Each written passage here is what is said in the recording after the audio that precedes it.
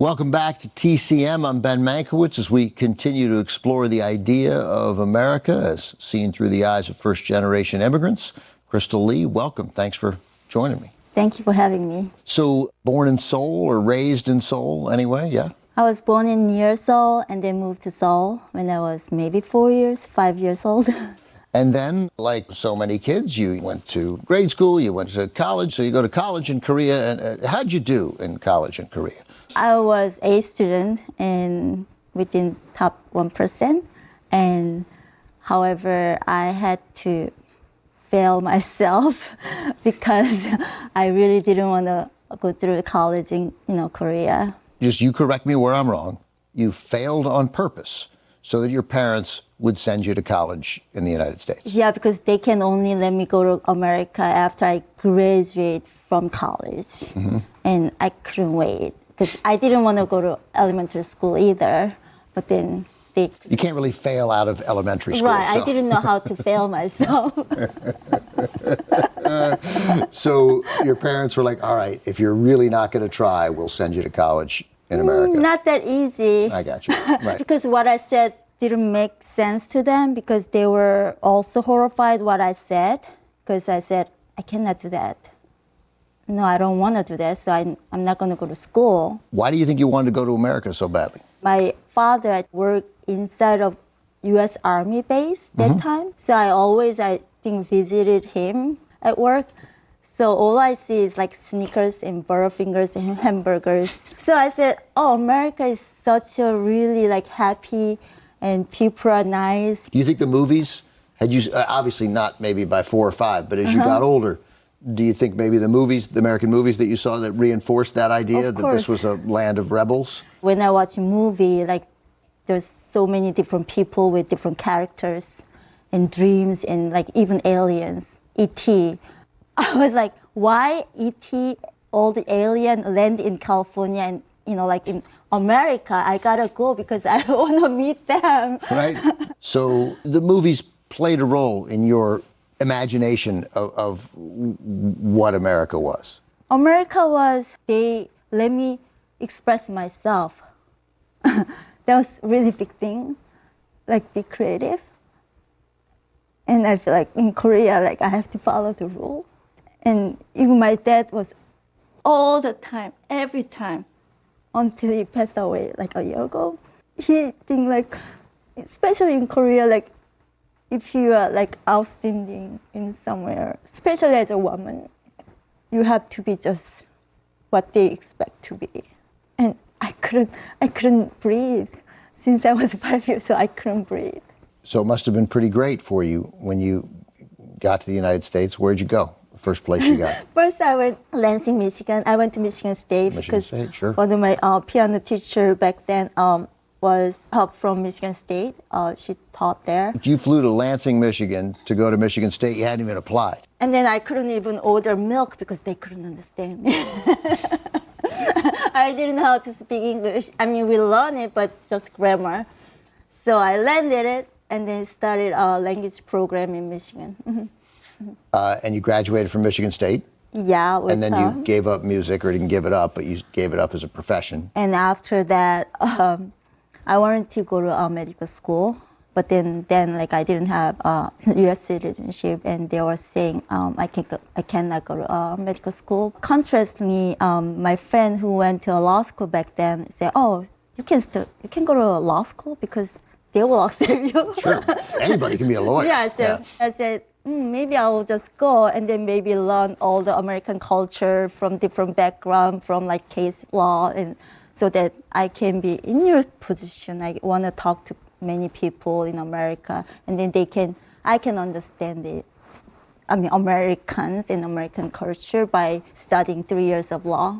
So you went to law school. And did you pass the bar and become a lawyer? Yeah, I passed the Maryland bar, and then I moved to California. I passed the California bar, and then I lived in Washington, D.C., so I have 3 bars. That same desire that you have not to follow the rules, right? Like so many of the classic characters that we love in movies. I mean, you haven't stopped being a lawyer, but you gave up some clients to become an actress. I became an actress since 2011. and while I'm still full-time lawyering to support myself. But then, acting is everything I learned. Up to that point, like I learned that like how much I acted in my real life, because life is like, you have to act, but then acting, you don't have to act. Finally, I can be myself. After all that, I know you love movies, but why did you pick Love Story? Love Story, Jenny and her family is immigrant, and it's represent like immigrant in America. And Oliver, although he has everything, but he also was expressing for himself because he loved Jenny. It shows you can still be yourself. So really, both of these characters, Jenny and Oliver, they were both rebelling against the expectations, and you loved that, right? Yeah, although they are rebelling, at the end, their parents understood them because it's real, it's like true, right? Yeah. Okay, Crystal, let's watch the movie. We'll come back, we'll talk about it more afterwards. Here's the film from 1970, directed by Arthur Hiller, Ryan O'Neal, and Ali MacGraw in Love Story. I'm back with Crystal Lee. Crystal picked Love Story for us. Thank you for that, Crystal. Crystal's a lawyer and an actress. It's a tough combo. It is, right? So did Love Story really make you want to go to law school? No, I wanted to experience the, snow play as a law student. I met my ex-boyfriend at a library, but then I haven't done the snow play yet. The Snow Angel? Yeah, Snow Angel. So just to be clear, you didn't apply to law school because of Love Story. You applied to Harvard because of Love Story. Yes. All right. But Harvard forgot about me. But well, Harvard, I'm with you.